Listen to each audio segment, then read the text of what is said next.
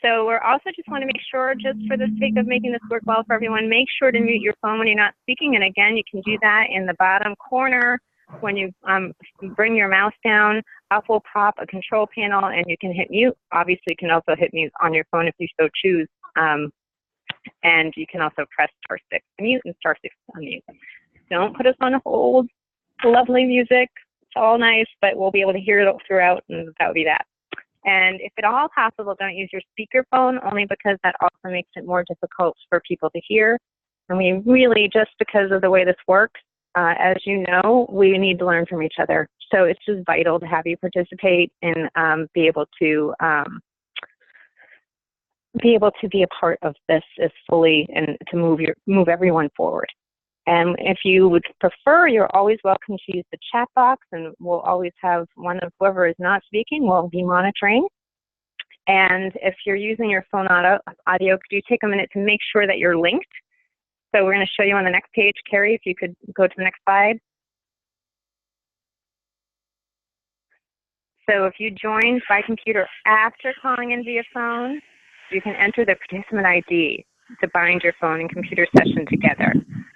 And your participant ID usually pops up on the webinar platform when you go to your name. It will show you what your up at the top of the screen. If you hover over yourself, you'll see your participant ID, and then you can enter that number on your phone, and that will link you up to your actual. I'm trying to see who else I might need to mute to get a little less ambient noise here. All right, very good. That will link you up to your computer. So I think that's all. So you go ahead, Carrie. I'm going to continue to make sure people are muted so we're not getting background noise. Perfect. You can go to the next slide. Okay. So I first wanted to say I hope you all have fared well with the very weird storms that we've been having, and I appreciate those of you that have reached out to us to see how we're doing. It means a lot. As far as I have heard, everyone at our organization has fared very well, and so have their families, so we're incredibly thankful for that, and we're incredibly thankful to you all for caring, so we do appreciate that. Today we're going to be primarily discussing a tool called a Gemba, or an observation walk, and specifically we're going to be talking about what a Gemba walk is, how you complete one, and how you can really use the tool to propel your team's work forward by gaining a better understanding of how your patients and your families view your current systems and your processes. And then we're going to have time to discuss as a group what processes your teams may be able to observe, what benefits you hope to gain from doing that observation firsthand, and then also what challenges and concerns you anticipate, so we can talk through those together as a team. And then at the end of the call, we will be wrapping up by providing some next steps about pre-work for the on-site learning collaborative, and also some project updates. So like Bethlyn mentioned, me and Mary will be presenting today. I think you all know us, so I will spare you all our introductions. But here on the screen now, you will see our friend, the Model for Improvement. I hope you all recognize this. We have been using it as a step-by-step roadmap to help us move our projects forward in a structured way. And before we jump into our tool of the day, we did want to take a second to reflect on where we've been, and also reflect on all of the great work that you all have done to get us to this point. And we're hopeful that by reflecting on where we've been, we'll also be able to make a more clear connection that really fits with where you are now, and how it can help, again, move your project forward. So if you guys will remember back to the very beginning of the collaborative, I guess it's been about a year-ish now, we did ask you to start by choosing some focus areas for your teams. And we asked you to do this by using some of those value-driven decision-making questions, and by using your answers to those questions to prioritize those focus areas for your particular state. And then, of course, we asked you to develop a team. And not only did you assemble that team, but you did a lot of work around team building, developing roles and responsibilities, and developing a team structure that really helps facilitate communication within that team. And I do think it's worth mentioning that you're likely not done with this team building. We know a lot of you have added new team members as your project aim develops, and you really may have had to go back through that forming, storming, norming, and performing stages that we talked about at the on-site, and that's normal. So once you selected your focus areas and you developed your team, we asked you all to develop some specifics around what you hope to accomplish by participating in this collaborative. And you did that through developing an aim statement and charter. And we're getting a little bit of background noise.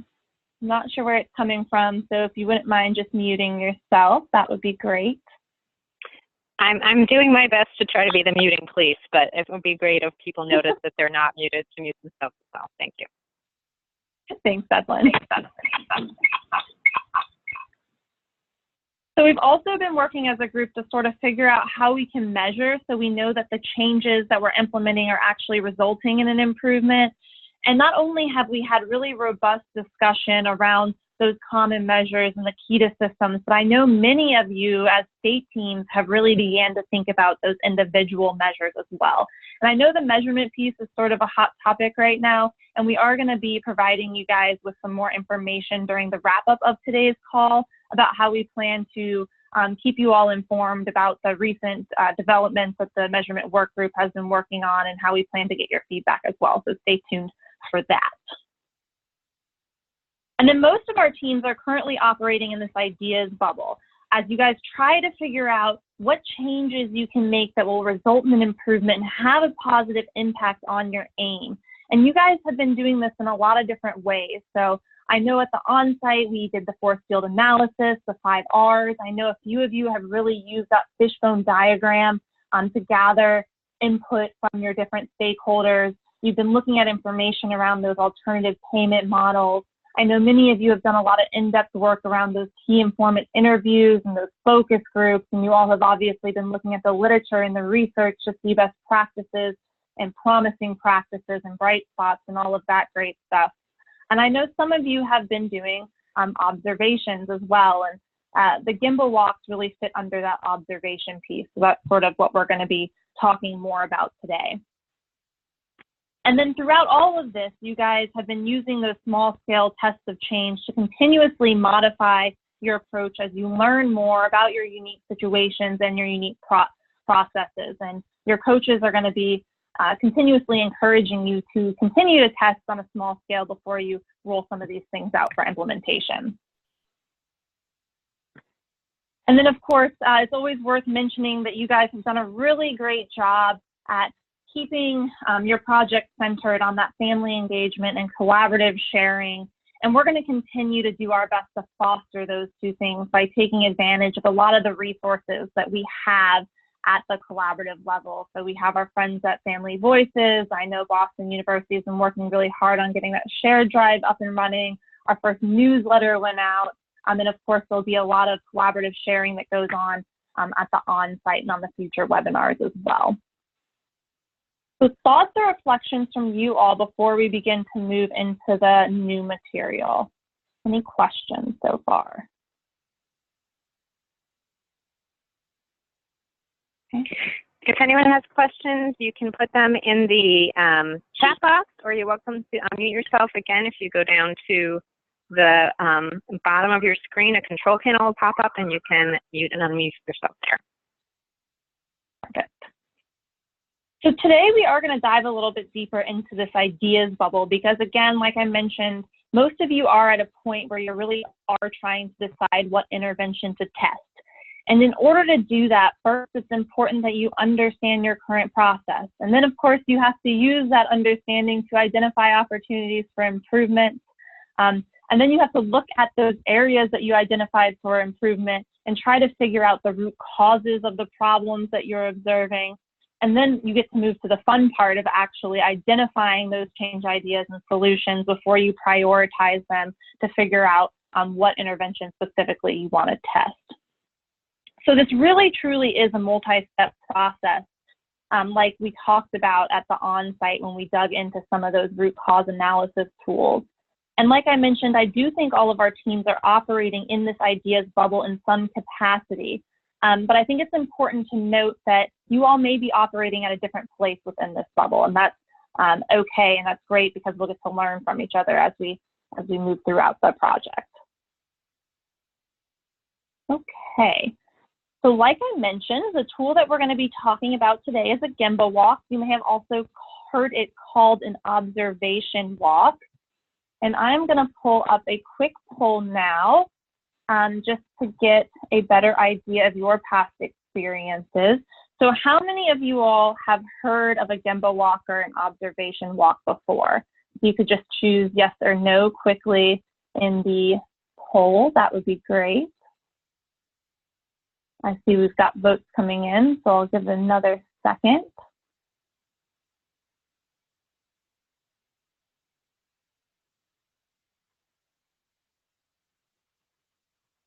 There's a few more votes coming in, but we're really hovering around that 50-50 mark. So it's going 48-52, 50-50. So we really seem to have a good split here on the.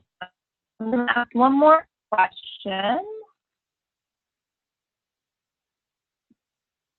So how many of you all have participated in a formal Gemba walk or observation walk? Those of you that have heard of this before.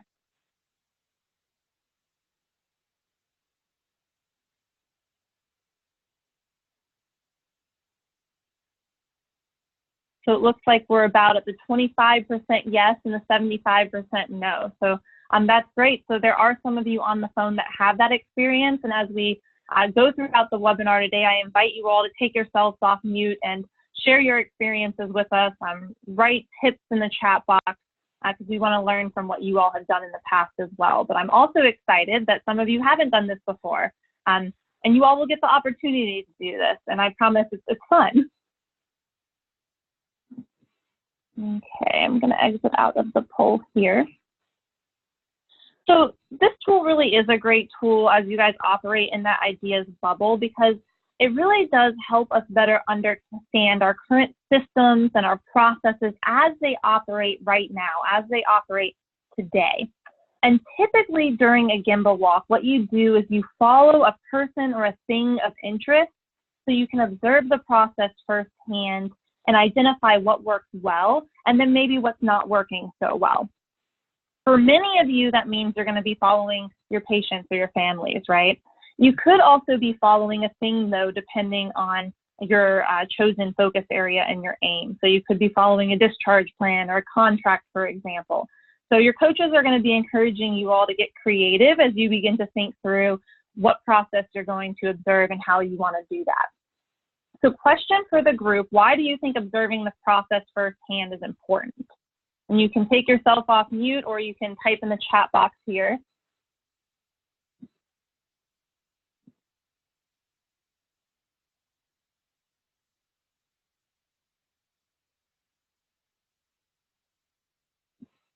I know some of you have done this before, so I'm hoping there are some benefits that you all experience.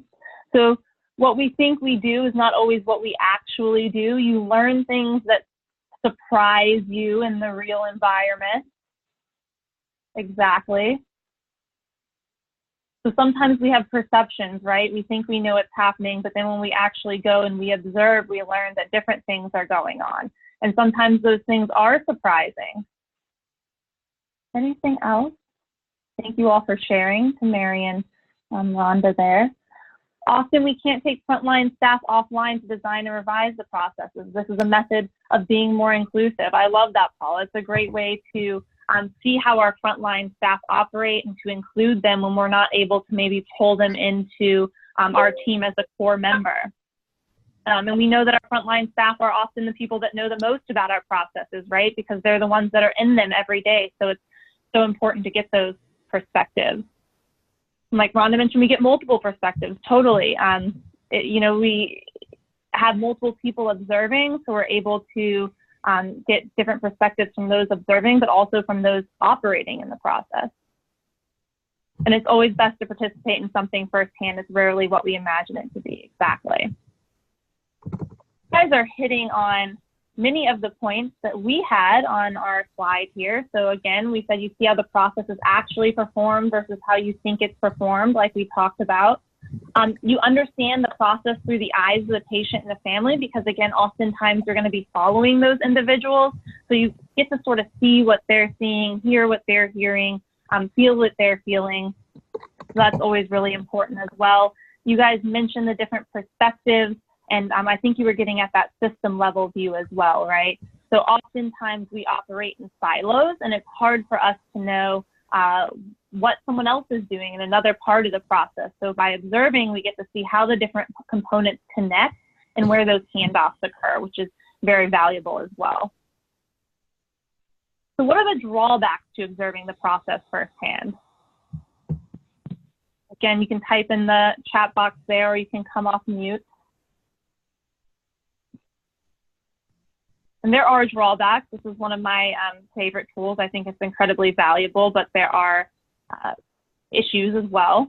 It can use a large amount of time, definitely. It's incredibly time consuming, right? We have to figure out what process we're going to observe. We have to figure out how we're going to observe it.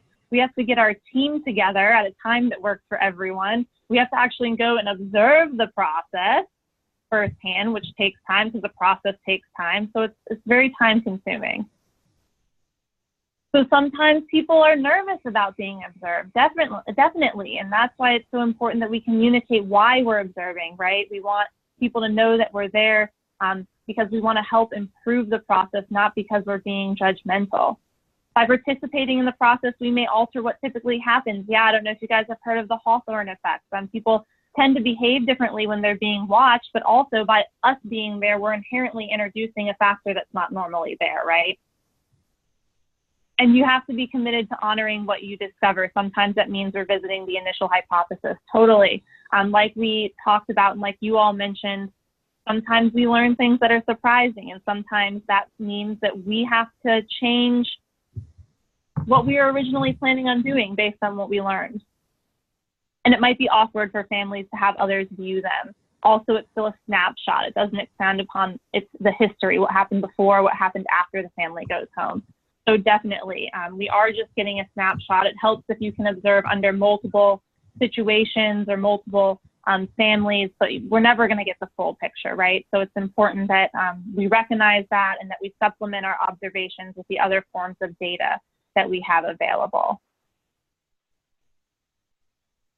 And Mary mentioned that, you know, the respect for people piece. It's incredibly important that we realize that we have to respect our staff and our patients and our families as we're doing this observation. And then Carolyn mentioned here, this is an opportunity to build the team by providing an opportunity to learn how the systems really work from the family perspective, but also the family team members are able to learn about what is happening behind the scenes that they are not aware of. So it puts everyone on the team at the same understanding. Absolutely. It really helps get our team on the same page, right? Again, we all come from different backgrounds. We all work in different areas. So by observing the process as a whole and by observing the process together, we're able to get a more complete understanding of how that process works. And we're able to do some team building and really ensure that everyone on our team is the same page as well. So fantastic feedback, guys. I really appreciate you all sharing. We hit on all of the points that we have up on our PowerPoint here.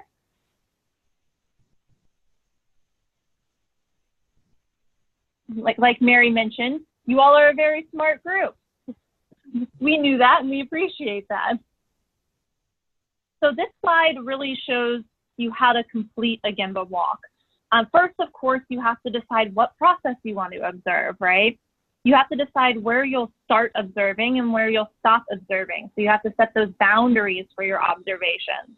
You're also going to need to think through how you will observe the process real time. And we know that that's hard, and we know that that may not be possible for all of you, especially if you're dealing with very rare occurrences or if you're dealing with a very fragmented process, and we know many of you guys are. And we're going to talk through some alternatives and some creative ways to observe, even if you're not able to observe real time. And then, of course, you need to think through who you need to get permission from. I think this really goes back to the respect for people that you all were mentioning in the chat box. We need to make sure we let people know what we're doing and why we're doing it, and we need to make sure they're okay with us actually being there to observe. And we need to make sure that they're able to help us figure out the logistic piece as well, of course. And so once you determine what process you're going to observe, you actually have to go and assemble your team. And we do encourage you all to really put some thought into who you want to be a part of that observation. We typically say the more members from your team that you can have present that's within the realm of feasibility, right, is better, because again, you get those different perspectives and it does sort of help get everyone on the same page. And it really is so valuable to see it firsthand. So do make sure you're talking as a team to think who should be present during that Gemba walk. A lot of times it's helpful to have someone that's familiar with the process be present as well, so they can help explain some things to you after the fact if there are portions of the process that maybe you had questions about. I'm seeing we have something in the chat box here, so I just want to take a second to read that. So Rhonda asked, what does Gemba mean and where does the word originate from? So that's a great question. It means where the work is done. So it's actually just saying, we're observing the work as it happens in its real place. It originates from the lean philosophy. It's a Japanese word. So that's why we hear some of those really funny words, because they do originate from that Japanese background. And then once you have your process chosen and you've got your team developed, you actually get to go to the Gemba, right? You get to do the fun part. You get to go and follow that person or that thing that you identified as the center of your walk. So if you're looking at the process for transitioning a patient from hospital to home, for example, you may want to follow the patient. You may want to follow the discharge coordinator and observe that process. If you're looking at transitioning from pediatric to adult care and you're interested in a specific visit where a lot of that information exchange happens, you may want to see if you can follow a few patients during that visit to get that real-time observation. And while you're observing, we want you guys to document what you're seeing, right? And we're going to provide you with a form on the next screen that can help you document those observations. So specifically, we want you to list out each process step and what you see happening during those process steps. We also want you to make sure you're jotting down any data that you see, and we're going to provide some examples of what that data may look like here in a second as well. And then, of course, we want you to note any areas for improvement, as well as any ideas to help make those improvements that may come to you as you're doing this real-time observation. So here are some examples of data that you may want to collect. So of course, there's the frequency piece. You're going to want to think through how often each process step occurs and when it occurs. You're going to want to look at cycle time, so thinking through how long it takes to complete each process step. You're going to want to take note of any wait times that you observe. You're going to want to jot down what the staffing models of each process step look like, specifically paying attention to where handoffs occur, because we all know, especially in healthcare, when there's handoffs, sometimes that provides us with an opportunity for increased errors. You're going to want to note any error rates that you see when you see mistakes happening. And Mary and I actually were talking earlier today about what a mistake means, and I think that's a really great conversation that you all may need to have within your team as well. So you may need to operationalize what error and mistake means for your team, especially if there are some people on your team that aren't necessarily used to seeing the process firsthand. We also encourage you guys to jot down any gaps that you see between the current standard of care and the evidence-based standard of care. And of course, if you hear any qualitative comments from your staff and your customers, really powerful to write those down as well.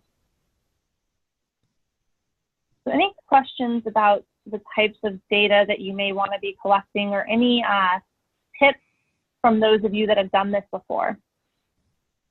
I do think it's really important to realize that you may not be able to collect all of this data real time as you observe, but we do want to collect what we can, right? And then we can use some of those other data sources like the results from our surveys or our focus groups, or by looking at our EHR to really fill in some of those gaps if we need to.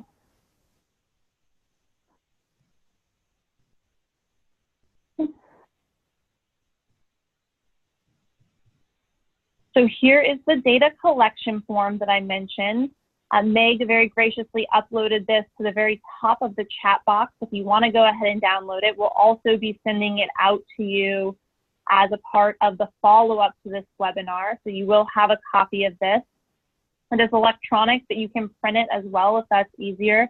We encourage you to distribute a copy of this form to everyone on your team. And we encourage you guys to take notes as you observe at the individual level, because different people are going to see different things, right? And it's really interesting after your Gemba walk to get together as a team and sort of talk through what different people saw. But basically the way this form works is you will write each process step in its own row. And then for each process step, you will jot down specifically what activities occur during that step, where you see delays and waits, how long that process step took, what weight you observe, and then also what improvement ideas you have as you observe. So you'll see on the screen here, this is an example that is based on a team that was looking at transitioning from hospital to home. So they decided to observe from the willingness to return home assessment to when the follow-up visit was scheduled. And so you can see for that assessment process step, they made some notes about what happens. They said the coordinator reviews potential discharge criteria. The families asked about their ability to meet the criteria, their comfort level, and the desired timing of transition. They noted that they saw a 10-minute wait because they had to pause for writer rounding, that the total process time was 30 minutes, and that they did see some waste around having to repeat part of the conversation. And then, of course, they had some improvement ideas around scripting and setting up a time beforehand to ensure that all the family members were able to be present. So I see a couple of questions in the chat box here that I want to make sure we address. So the form is located for download at the top of the chat chain. Again, we will also be sending it out to you all as follow-up to this webinar. And then I see another question here. I'm trying to scroll to it. And what guidelines should people use to assemble their team? Would it make sense, for instance, to include family reps since family-oriented outcomes are so prominent in this coin? Yes, definitely. I think including your family reps is incredibly important because they're going to provide a different perspective that we may not otherwise get. So I think that's one person that you would definitely want involved in the actual observation. Like we mentioned, it's also helpful to have someone who's familiar with the process so they can help answer any questions after the observation. It's also really nice to have someone that's completely not familiar with the process because they'll be able to ask a lot of those questions like, why do we do this? Is it necessary?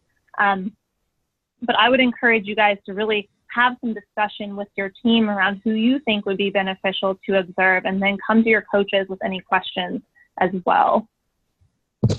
And Mary, I don't know if you have anything to add to that as far as team assembly goes. Hello, everybody. Hello, everybody. Oh, well, it sounds like we're having a little bit of echo there. I know Mary will let us know her thoughts in the chat box on that she's not able to speak right now. So, Mary, just to be clear, if you, if you have if you're on the phone and you have computer, then you'll get an echo.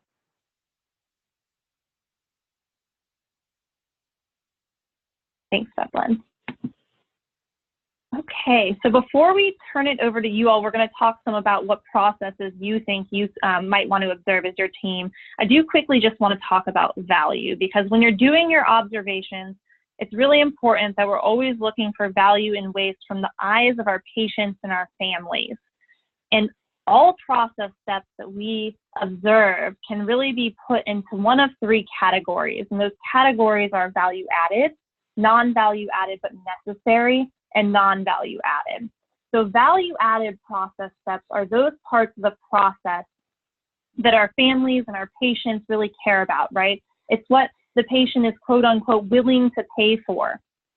The non-value added but necessary process steps are parts of the process that the patient may not necessarily care about, right? The families may not necessarily care about, but from a business perspective, we have to do them. So typically, these things are sort of centered around regulations and laws and all of that great stuff. And then the non-value added parts of the process are those parts of the process that the patient and the families don't care about, and we don't have to be doing from a business perspective. So when we're observing our processes, try to keep that lens so we can be thinking through how we can spend more time doing value-added activities and less time doing non-value-added activities.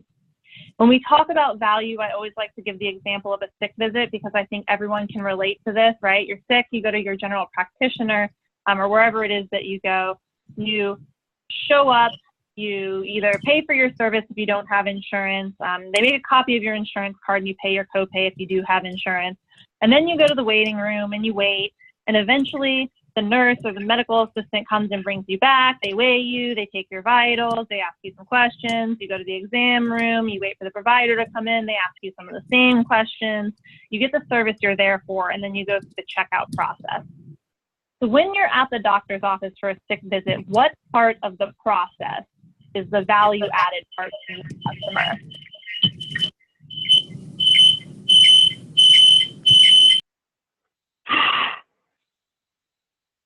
We're getting a little bit of an echo again, but if you guys could just type in the chat box if you have thoughts around that.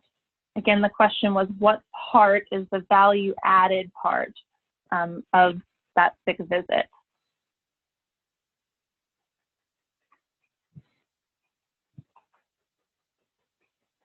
Seeing the provider, absolutely, right? That's what we're there for. We're there to see the provider, get diagnosed, and hopefully get treated, right? What might be an example of non-value added but necessary?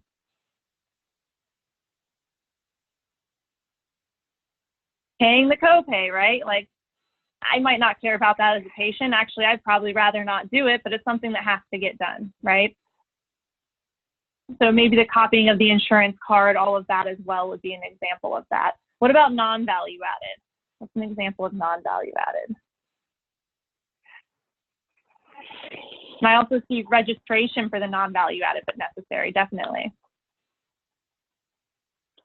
Waiting in multiple places, duplicating the why are you here questions, right? Those are those non-value added activities that we may not have to be doing from the business perspective, and the patient definitely doesn't care about. So those are the things that we may be able to eliminate from our process. Some people say, when we ask this question in person, there's always someone that says the wait is the non-value added part of the visit, right? I'm already sick. We don't need to add additional injury to what we're already doing here. There's some fun answers that we've gotten as well. I also see completing some info and registration, so maybe we're collecting things that we don't need, and again, answering those questions more than once, definitely.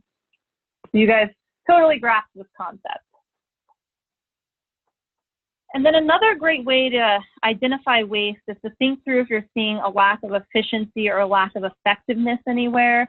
When we talk about effectiveness in a process, we're looking to see if we're doing the right things, right? Typically, we're answering the question, is your process in line with evidence-based practices? And then when we're looking at the efficiency of the process, we're answering the question, are we completing the process in the quickest, most cost-effective way possible? And when we're looking at efficiency, there are certain things that we can be looking for, and you can remember those things by using the acronym downtime. It stands for defect, overproduction, waiting, non-value added processing, transportation, inventory, motion, and employee underutilization.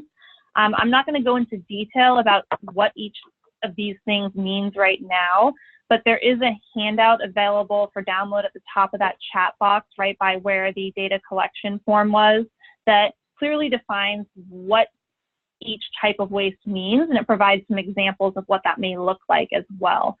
So we do encourage you guys to review that handout and come to your coach with any questions. We'll also be sending that out as follow-up to this webinar as well. But the take home here is that when we're observing our process, we want to be thinking through where we see waste so we can better identify which parts of the process, again, are those value-added components and which parts are those non-value-added components through the eyes of our patients and our families. And we want to be jotting these down so we can get together as a team and think through how we can reduce those non-value-added portions. So any questions so far before we move into the discussion part of this call?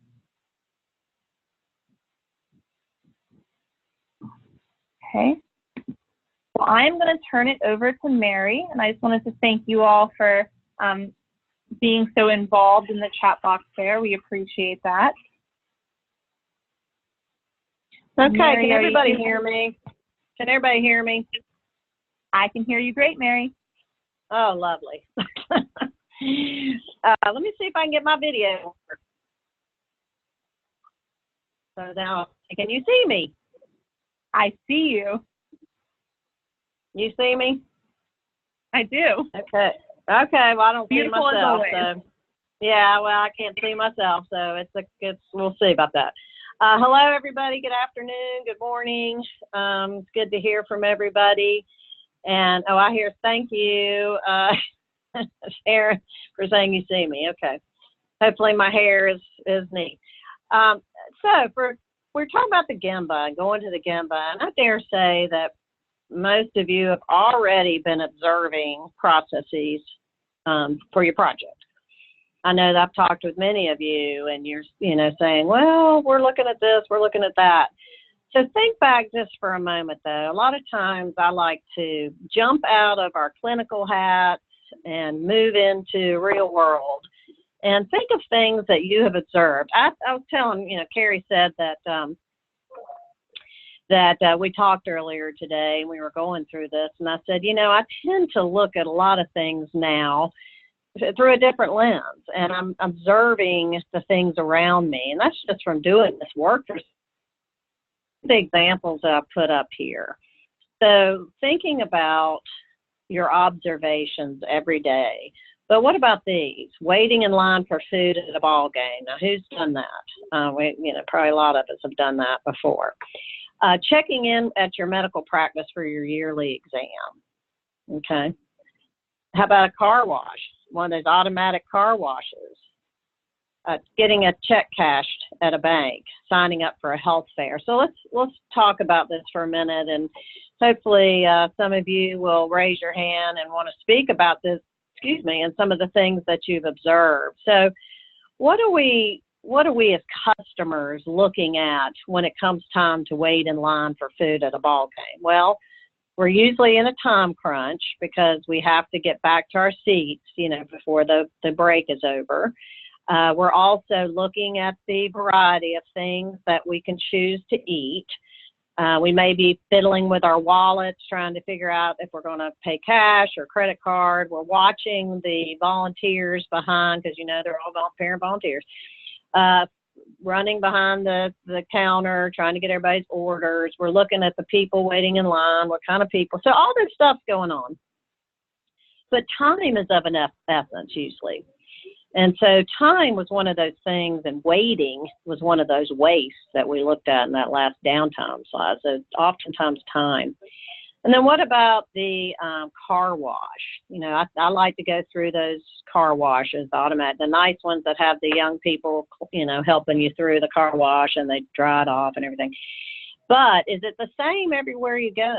So when I hear car wash and I think automatic car wash, I usually have an expectation of what I'm going to get in that observation. I have my lens on, But you might be with me that day and we might choose a car wash and it may be something totally different for you. You're like, well, why don't you do it yourself? Why don't you go through one of those where you just do it yourself? And I'm like, well, why is that advantageous? And we'll talk about that, the different techniques that are used for doing it yourself versus going through one of those. We have them here in Charlotte, North Carolina. They're called Auto Bill, and you just kind of zoom right through it and they make your car look beautiful. I'd rather do that than do it myself. So the reason why I bring this up is for your Gembas. Carrie mentioned having a good representation of people observing, because we all do have those different lenses. We all look at things differently. We have biases. We come with them. So this helps kind of flush those out. But let me hear from you. What are some of the things that you observe? You could take one of these examples, or give me one that in your own clinical or administrator or personal example of your observing and what stood out to you. Maybe you saw something new, quote unquote, for the first time of a process you've done all along.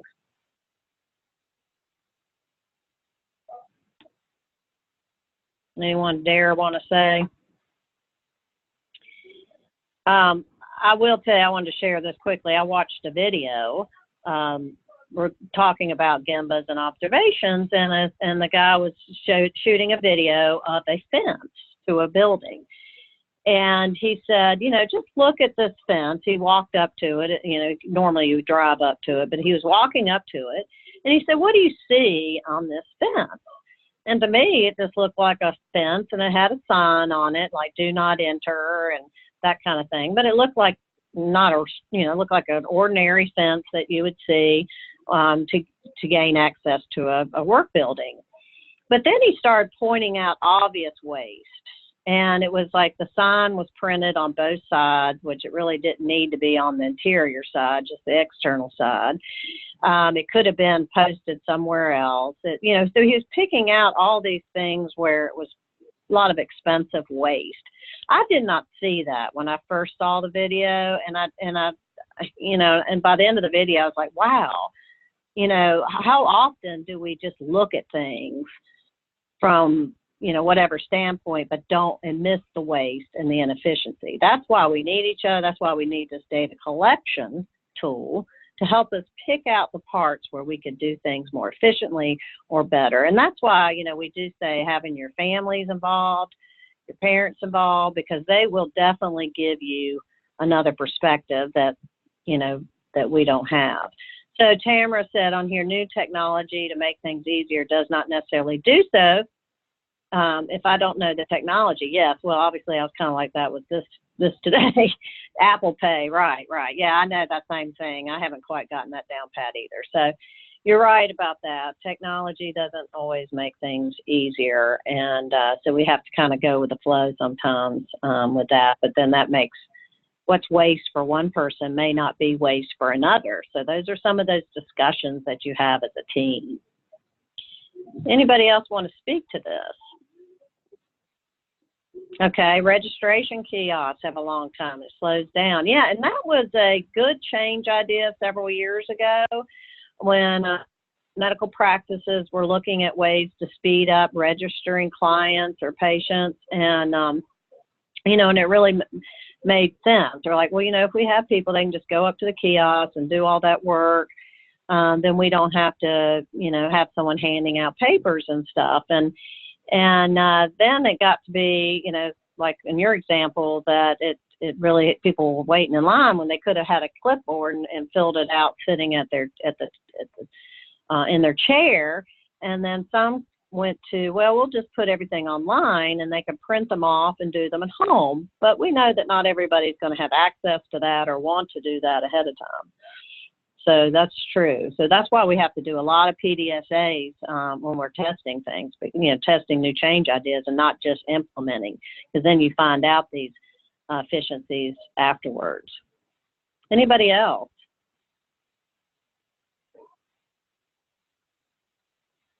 Okay. Well, let's go. We're going to watch a video, hopefully. And I want you just to make some observations, okay? You're going to be looking for it's a selective attention. Don't start it quite yet, just up here.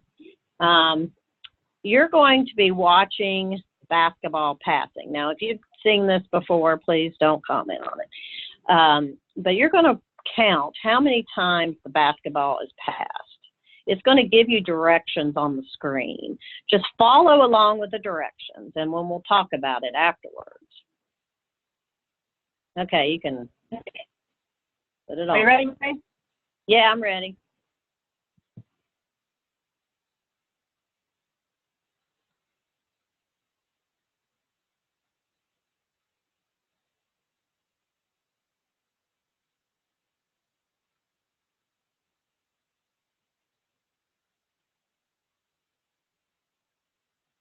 A little slow.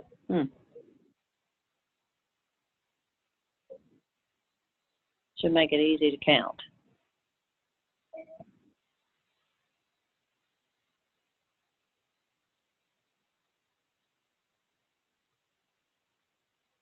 Okay, so how many, write down what you got there. Did anybody get anything different than 15? Oh, but did you see the gorilla? Mary got 14. That seems to be a common one. But did you see a gorilla? All right, let's watch it again. Oh, somebody got 16.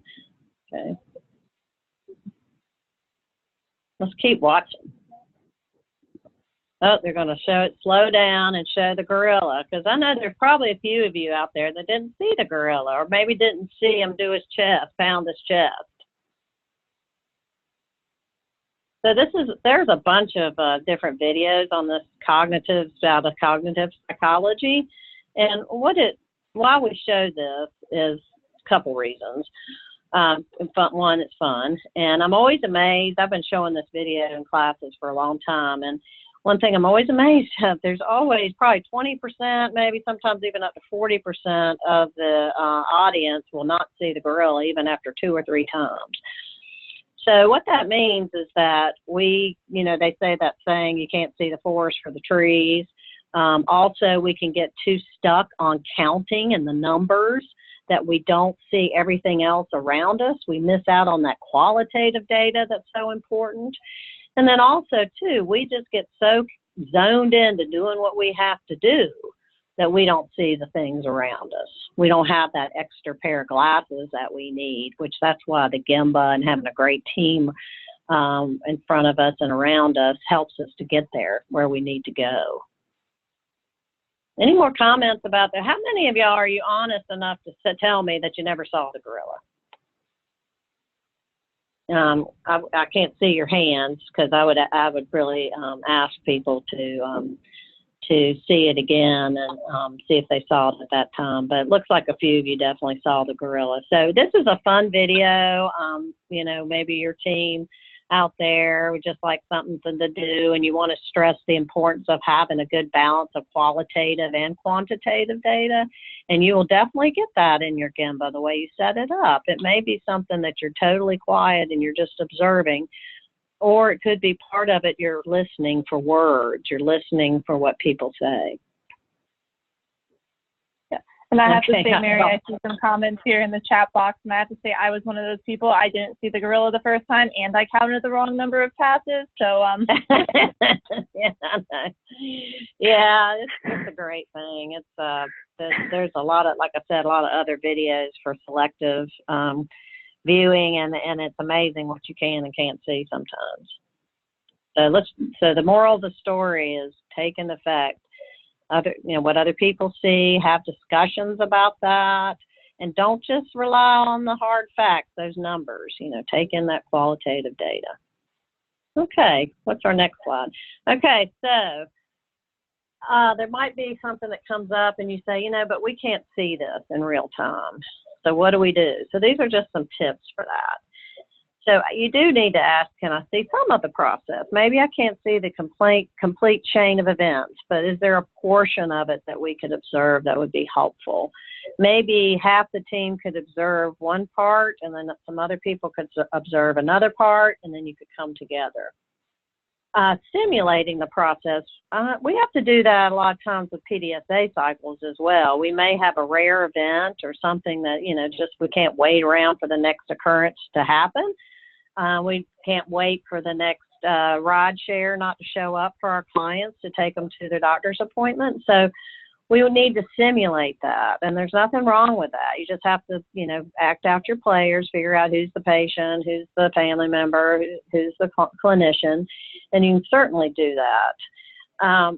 Focus groups, key stakeholder interviews to fill in the gaps. So there's also data that way too. Maybe we needed that qualitative data we couldn't get with observation, and we need to reach out to this group. What about a home visit? I know that several of you probably do make home visits, and what would we want to learn there? We don't go just to go, but there's probably a direct process, maybe getting the child ready to get for a doctor's appointment. Maybe we need to see that and interview the family and see what's entailed. What about following a family for a day? I like this idea. It's called an empathy tour. And if we're totally, you know, we're not living in this family's shoes. So maybe starting at their home and watching how they prepare for the doctor's appointment, what their transportation looks like or doesn't look like. How long does it take to get ready? Well, thank you, people, for saying you didn't see those gorillas. Thank you. Helped you observe otherwise unknown barriers. I wouldn't know what it's like to you know, put my child in a wheelchair, get all the equipment that's necessary ready, and trying to figure out how much time I need. Then if I had to wait for special transportation, what that entails, and making the appointment and getting there, and then parking in the parking deck and trying to find, you know, a drop-off spot and everything. I might think it's a relatively easy process, but then I really see it and find out it's not. And we're looking again for waste and inefficiencies and anything that we could test or do to make that a better outcome for them.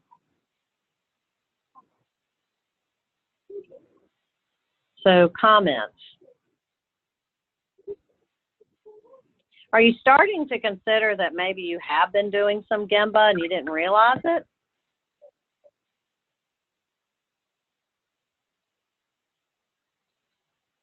What do you think?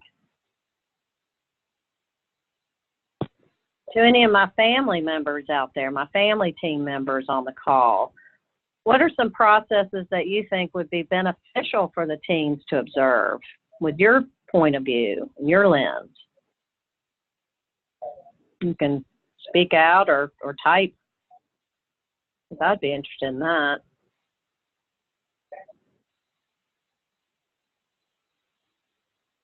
Those of you that are going to be doing work in clinicians' offices, that'll be important to do some observing there as well, especially if you're going to be putting new roles in those offices, like a care coordinator or something like that.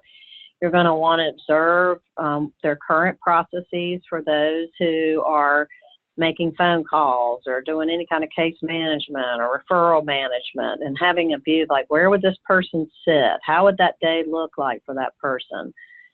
Is there a place for that person to meet with the family members? Where would we do care conferences? So a lot of that observation. Yes, clinic visit from start to finish. What does that look like?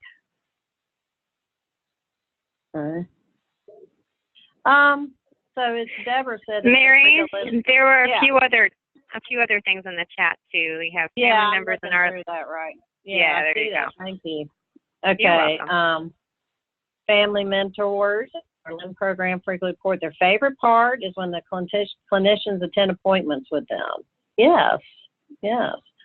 Now, I'm not very familiar with what the LIND program is, but it must be something that clinicians maybe don't routinely attend. So you might have to help me with that. But yeah, and I would assume if it wasn't something that I was familiar with, it sounds like you having them there is very important. So it's an overall look at your child's care or a child's care. I think you should see definitely, Jennifer saying, it should definitely see more than just the clinic appointments. Ooh, this thing's moving so fast. Let's see. Okay, Sherry Santa, with our medical education program, we do a 2-hour home visit where a healthcare provider can spend time with the family in their home. Oh, that's wonderful. Program is in many states through the F2F, family to family, I think. Yes, the barriers. If your project is addressing barriers of the client, of the family, of the child, of the clinician, you need to really be out there and looking at it. But you need to ask everyone, what is a barrier? What does that mean? My idea of a barrier may be different, especially if we don't live in each other's world. So having those frank, open discussions about what a barrier is and what that barrier does to you or to them. Is it realistic, Deborah's asking, is it realistic to complete a cycle efficiently without doing Gemba? I'm not quite sure unless you're talking about doing a PDSA cycle. You definitely can do PDSA cycles without a Gemba. Deborah, can you speak a little bit more about your question, or can you get off mute and fill me in on that one? And Mary, she did type here that she meant she thinks it's essential to have a hands-on family perspective throughout every project. Oh, okay. Yes, for sure. Definitely. Oh, okay. Yeah. Mm-hmm. Yeah. And I'll just add, I think it's so valuable, like you all are saying, to really be able to follow a family through an appointment or at home, because you're able to really sort of see what they're thinking and feeling and hear them and kind of experience those frustration points and those enabling factors with them as well. We were working on another project, and there was a team that was looking at food access, and they actually followed a family from their home to the grocery store. And, they didn't realize they had to take 3 buses, and they were only allowed to have 2 bags per person on the bus on the way home. And they had talked to the family about these things beforehand, but it wasn't something that came up in conversation, because I think to this family that was normal, right? So it's not something that they thought that they necessarily needed to share. So there's just so much value in being able to see and meet our families in their own environment and see what that looks like. Yeah, that's a great point. Just the point you made, Carrie, about the family didn't think that was important to bring up because it was their norm. So, wow. So keeping a spirit of being inquisitive and questioning and trying to find out, each of you have different, again, we say this lens and viewpoint, but that's what it is. But maybe I'm not asking the right questions, too, to get the data that I need. So think about, what kind of questions are we asking? Tamara said that we should remember that the gift every time a family allows observer to what is already a stressful activity going to a provider. Yes, definitely. It's an honor to do that. I did home health nursing for a long time, and I always felt like it was an honor to be even invited into the home and to be part of their life for that moment. And, and that's, again, on those lean principles of respect of people, respecting everybody where they are at that time. We may not understand it at this point. We need to get more information, but that's okay, because that's what we're trying to get at. And oftentimes nobody has ever maybe asked them that question about how many bags can you take on the bus? Are you able to get enough food home with you since you're taking a bus? We never thought to ask, and no one ever bothered to ask them. So that can be a gift as well for the family. So thank you for asking that. All right, good discussions. I hope that you all are thinking about what can we do? What can we do to observe that's within our process? Okay, so what have you already completed? I hope that you're thinking, yeah, I think that was an observation. I didn't put the name Gemba to it, but we certainly watched that. Or better yet, what are you going to observe? You may not have a complete date yet in your mind of when you would do it, but I hope that you're already busily writing down what observations you would like to make. So how do you think this is helpful? How can this be helpful to you? We brought up a lot of points about the Gemba and how we think it's helpful and how it's been demonstrated to be helpful, but what about your team specifically? Please write something in the chat box and identify your state team and say how you think this can help. you can take a moment to think about that, but really, you know, for you to have the will and the ideas and the execution that quality improvement takes, you need to think about that. How will this help us now? So take a moment and then please put in your comments in the chat box. And if you already have an idea of what your observation is going to be, go ahead and please put that in. Ah, thank you, Mary. Recenter us in our focus on our values. Yes. Yeah, why are we doing this anyway? Ah, I see.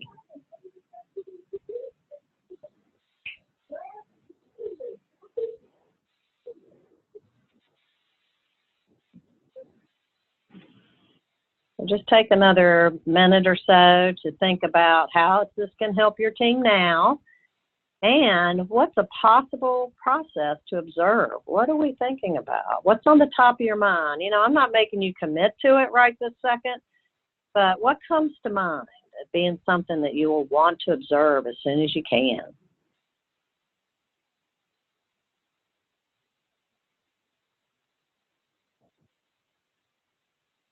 Thank you, Minnesota. And Mary was from Indiana. Believing it's essential to have qualitative data to inform whatever we collect quantitatively. Yes. Comprehensive picture is possible to help the families. Thank you, Debbie. And we certainly can ask, can't we? You know, a lot of times we don't know what to ask. So we need help with that with each other too. And, you know, after we have all 10 teams doing observations and sharing information, then you may get some questions to ask from each other. You know, wow, I didn't think about asking that in this situation. So this is the, you know, that's the true benefit of a collaborative, is getting that information, not recreating wheels when we don't have to, and getting different perspectives. Is anybody willing to throw their hat in and say, I believe this is what we want to observe before the on-site? Because we really are challenging you to think of something that you can observe before our on-site, which is about a little over a month. Rahel says, and I believe Rahel is my Texas friend, get a full understanding of how individuals do their part of the process and why. Yes. Because can we do that all the time? No, I don't do everybody's job. I don't want to. So I have to get a better understanding and watch that. And ask questions, pointed questions, and considerate questions. I'll give you another 2 minutes. Go ahead. I was going to say, if there's something that you would like to observe and you're not quite sure how to observe it, bring that up too, and we can talk through that together as a group. We've got a lot of knowledgeable people on the phone between all our state teams, so we might be able to help you figure that out. Oh, yeah. Yeah. I was just throwing out the challenge. If people might already know what to do. But definitely, you know, we all have our October coach calls coming up. Some of you may still have a September call in the next week or so. If you want to have those discussions with your coach, that's a good idea. Yeah, but you need to meet with each other. You might not be sitting with your team right now, and you need to, you know, have that discussion. That's certainly understandable. Okay. Well, just pay, oh, wow, there you go.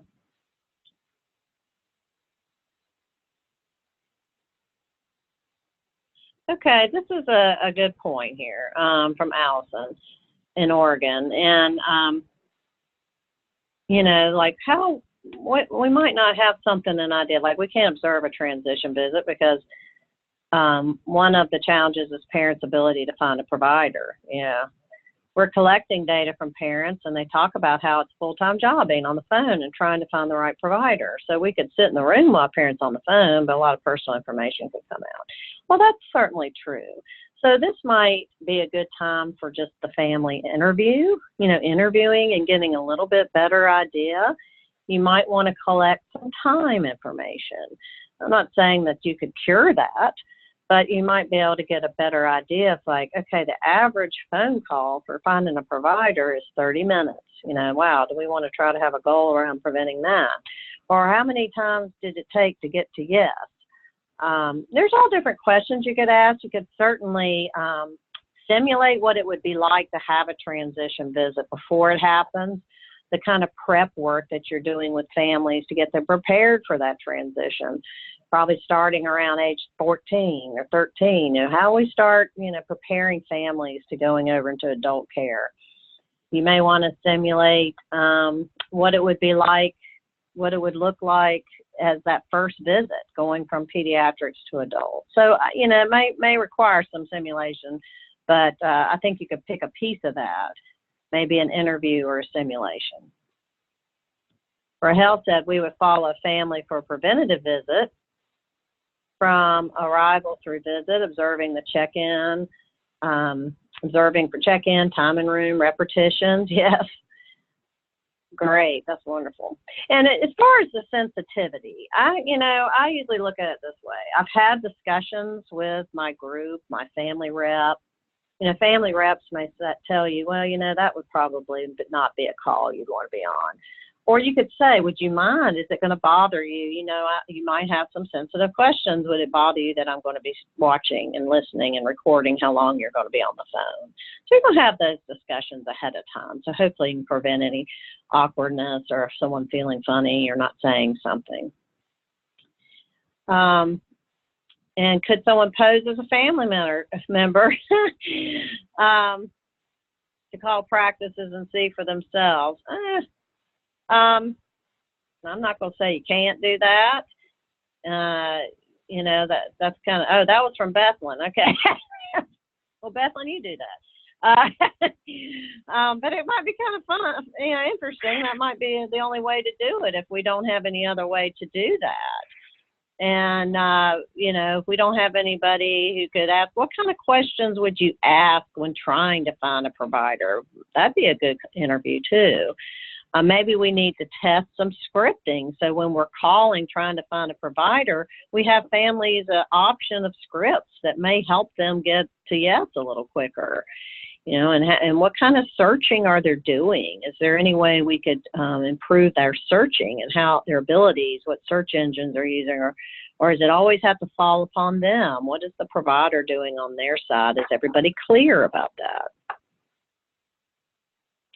Michelle saying posing would be less helpful because you might get some helpful information, but it wouldn't be weighted as to the impact on the families who have to navigate it every day. Yeah, that's so darn true. So it really depends on your project and what you're wanting to find out, and you know, the pluses and the minuses of your PDSAs are usually warranted. You know, maybe one of the predictions on Bethlehem's PDSA opposing, she'll call one provider and see how that goes. Maybe she wants to collect how long I'm on hold, or you know, maybe her PDSA, her prediction is, I think I'm going to be able to find one, but I bet it's going to be 6 months before I can get an appointment. So she'll test that observance. It wouldn't be necessarily calling as many as a family would have to do. Pretty good discussion here. Okay, well, I know we're getting kind of low on time, so I want to move forward because we got a lot of stuff left to talk about. But still feel free to put your comments in the chat. It's very helpful. I just put some examples here if you're thinking, what in the world do we observe? Well, these are some examples that you may find helpful in your project. You may not. It's just kind of like a change idea. It's like giving you kind of spurring your creativity bubble above your head of possible things that you could observe. So you can read through those. And, you know, you may think of some other ones and go ahead and put those in there, some things that you think would be really helpful. And what I get from you and learn from your observations, I can probably add to this slide later. So that'll be very helpful for me. These are just ones that I've done from past experiences. Okay, well, you know, we have to give you an assignment because we do have a very large, smart group, and you're ready, I know, all ready for the challenge.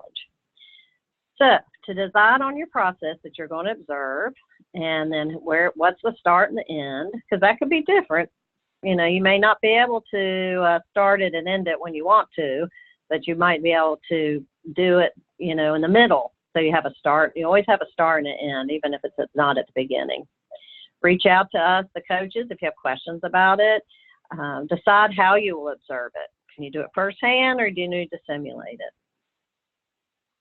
Schedule a time to go to the Gemba, you know, and then sharing with your staff who will be observing, because you don't want to just show up with a clipboard and then people are like, whoa, what's going on, you know. So have an opportunity to share that information. And people do say, well, what about the Hawthorne effect? You may get some of that, but oftentimes you still are getting enough data from your observation to avoid that. Bethlen did want to comment that indeed the critical elements would not be captured, but it would provide a good sense of an overall issue in the real world if you can actually observe. That's true. That's true. Maybe that's what's needed. Somebody else needs to call and see it for themselves. Okay, so your assignment is to decide on something, and then you observe as a team. You can go forward, Carrie. And take notes as individuals. So each of you are going to need to, Carrie said, to make sure everybody gets the data collection tool. Stay focused on what it likes today, what it looks like today, not what you would love it to see. Now, process mapping, you know, we talked about that. You can do a future state map, but for right now, this is to look at it as today. Don't correct them. Don't say, oh, no, you're not supposed to do that. You know, bite your tongue. You're not supposed to. Keep observing, keep an open mind, ask a lot of open-ended questions, not yes and no's, but open-minded questions so you can really get a sense. Validate assumptions and different conditions. So if you have something that's occurring 7 days a week, 24 hours a day, you may need to do some daytime, some weekend evenings to make sure you're getting the true picture. And that actual data, quantitative and qualitative. And of course, you're going to be respectful of those you're observing in a home situation, a clinic situation, in the waiting room, etc. So I hope this is helpful. Okay, next. Now, no, I said, wow, this looks crazy. This is a shot of what happens after you get all your information from Gembas. And this is what you might see with a value stream map. You might not get a value stream map. You may get a process map. But this is just to show you that this is observations from start to finish. It also includes time. You know, time is also a key data element. We always start with the client, thinking about the patient all along. But you're going to bring your observations with you to the Chicago meeting, and we're going to have some fun activities to do with that. So again, if you're think about it with your team, what you want to observe. It does not have to be a huge process, okay? What are you going to observe? What's needed to be observed? And then get together and discuss how you're going to do it, who's going to be participating, when you're going to start and stop it, and when you get back together to share that information. And I just want to emphasize that, you know, we want you to observe before the on-site, but you do not need to map for the on-site. We'll be doing that with you in Chicago. So don't let this slide overwhelm. Yeah, it kind of can be intimidating, I guess. Like, oh, yeah, just have the data with you. And if you have any questions, just reach out to your coach and we can help walk you through that. Any questions before we go on to one more key element regarding your assignment?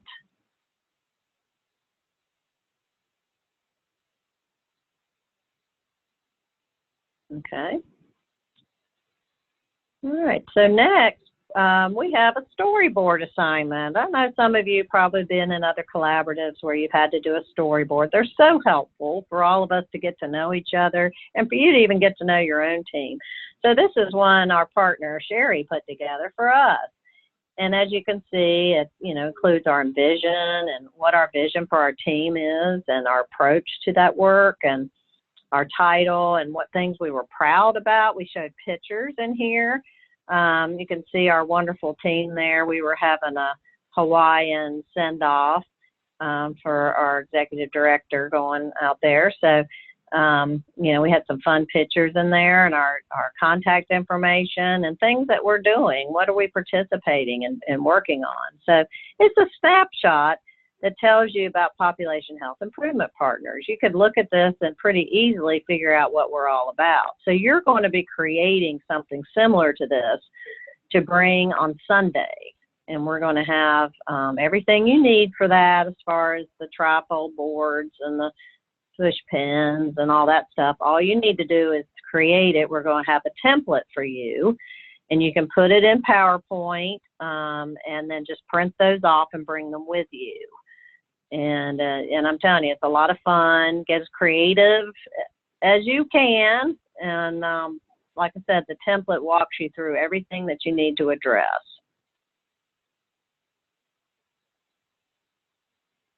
So you're going to have things like a condensed aim. We know what our overall global aim is for this collaborative. Maybe you have more of a condensed one. Your team members, and you may, I know some of you have really huge teams that are as far as your advisory, but who's your, that's fine, but also your core team. Family engagement strategies, very important there. Things you're most proud of to date. Definitely want to hear about that. Public service announcement. So what would you say if you had 20 seconds or a 30-second ad on the radio or TV? What would you say about your team and what you're doing? Any materials? I know a lot of you are already starting to create things that you want to test soon.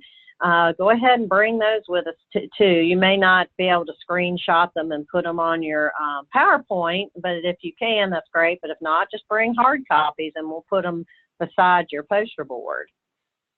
And then you're going to have a section on there where you can get feedback from other teams. Maybe you have questions for some other team that may be working on X, Y, or Z. So you're going to have an area where people can leave comments. So you'll get to go home with all this good advice and ideas for your board, and then you also will be able to provide to others as well.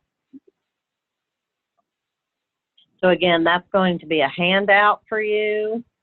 And then, so you have till that Sunday when we get together that evening to do our learning and sharing time. Mm-hmm.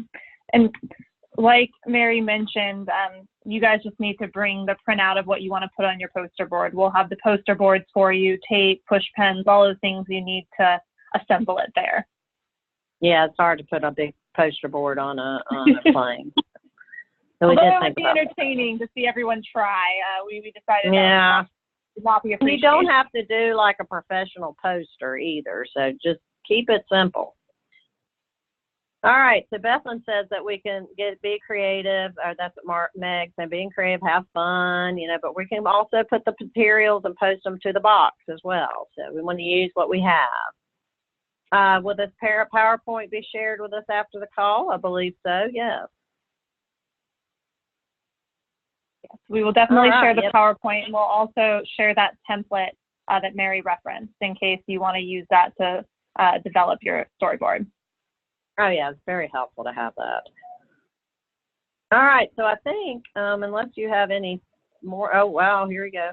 Some more attachments showing up.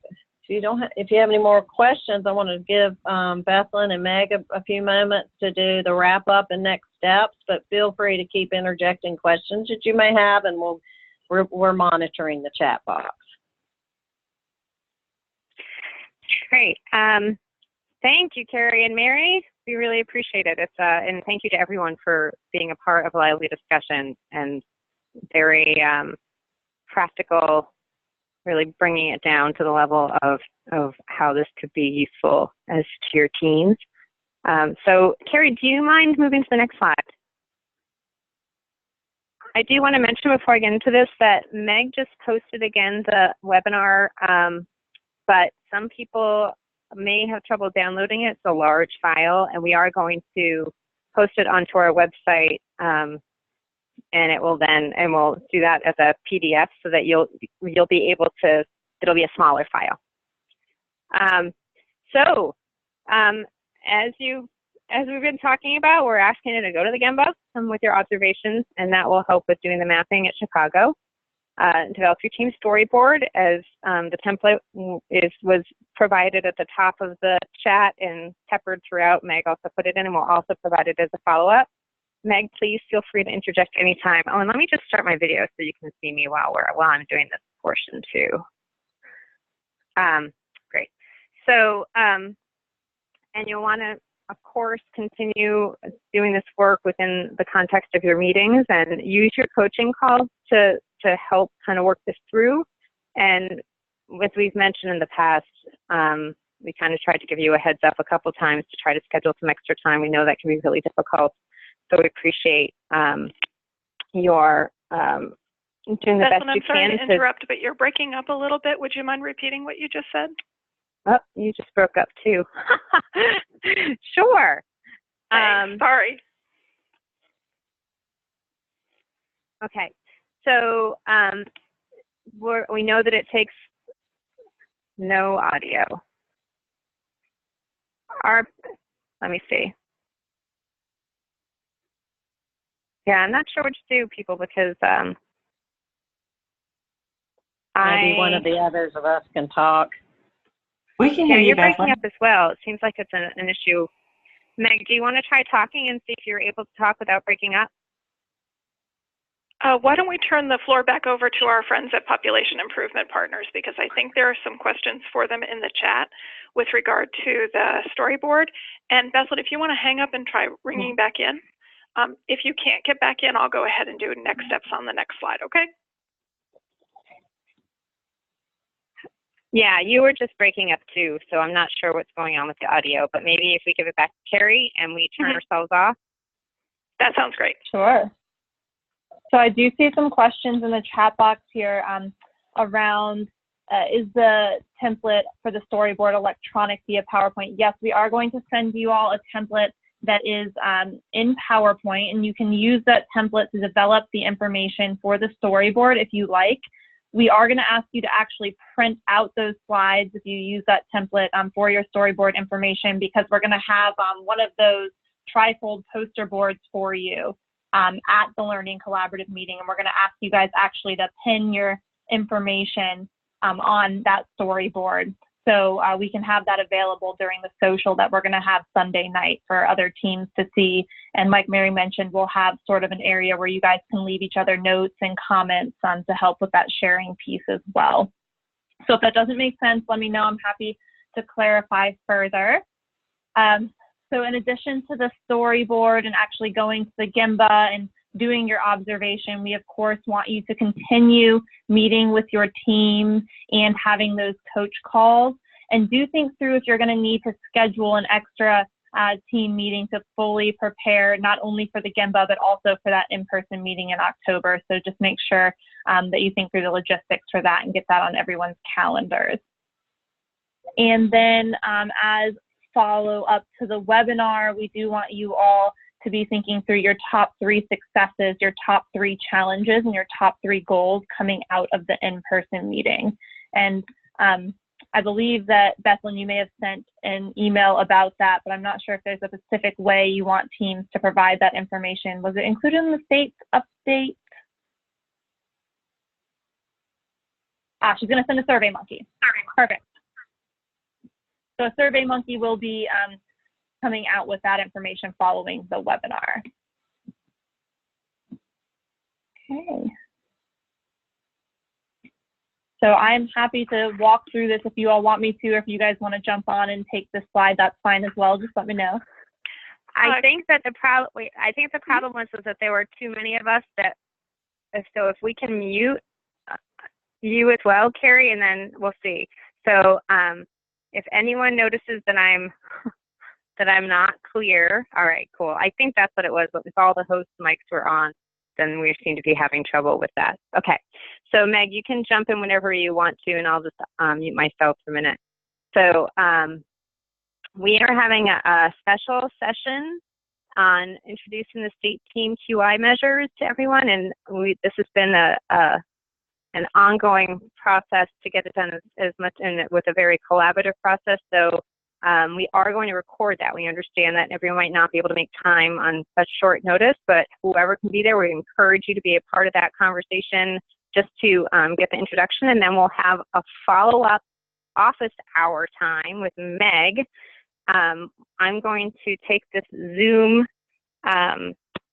doodle poll and I'm putting it in the chat box so that you are able to tell us when is generally good for you to have open office hours. Meg will have every month, she will have open office hours. So that doodle poll will be for generally when is good. And then we are going to actually schedule open office hours for the week, about the week after the webinar, to actually answer anyone's specific questions. So the full hour will be taken up with that special session to discuss the QI measures. Anything else you want to add, Meg? Yes. Office hours, she said, are for anyone once a month for an hour. And that means if you would like to ask something and you want to specifically take some time, you could schedule it ahead, or it can be drop-in as well. And so we'd let you know whether or not it's just if there's time that's all open, or if some of it's scheduled out. So people are welcome to try to schedule ahead too. Allison needs to jump off. Yes, well, in the follow-up email, we will be sending all of the poll information as well, because we also have an evaluation survey. So anyone that needs to jump off. Thank you for your state team updates. Reminded that they're the last Friday of every month. Our next newsletter is coming out. If you have any other questions, put in the chat box and we'll respond via email. And we'll go to the next slide. And this just tells you the upcoming events. You will get this slide, and I'll also make sure this is in the follow-up email, and it's always in the e-newsletter. So I'm not going to go over this right now. So let's go to the next slide. If anyone wants to do the webinar that's coming up in just a few days, you just want to make sure that you knew about it from the Field Hacker Foundation. And next slide. The evaluation, I'm going to also put that into the chat box. And please make sure to contact us if you have any other questions. And let me just put that in the chat box. And Mary wanted to say, keep on keeping on, teams. We appreciate all you're doing for our kids and families. So that's it. If anyone has any other questions, please put them in the chat box. I'm also going to put the webinar evaluation in there right now.